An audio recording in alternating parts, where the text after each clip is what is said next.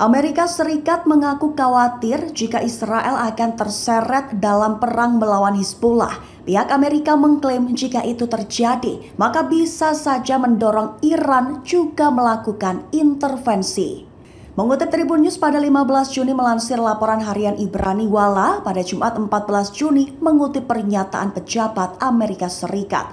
Laporan tertulis, para pejabat senior Amerika Serikat mengatakan bahwa pemerintah khawatir Israel berencana melakukan langkah proaktif melawan perlawanan Lebanon di front utara, serta memicu perang besar-besaran tanpa strategi yang jelas. Sehingga Amerika Serikat merasa khawatir jika Israel berujung pada perang dengan Hizbullah atau terseret ke dalam perang tersebut. Terlebih tanpa memikirkan beberapa langkah ke depan mengenai konsekuensi dari skenario seperti itu.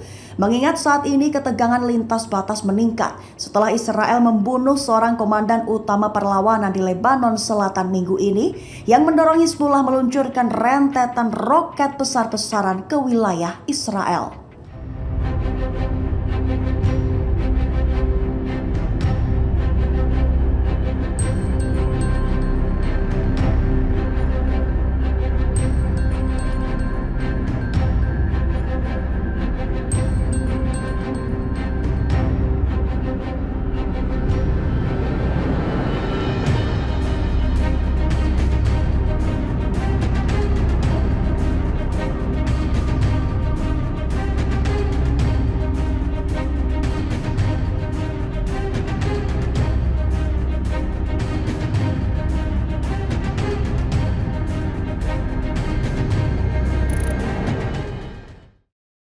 Download Tribun X sekarang, menghadirkan lokal menjadi Indonesia.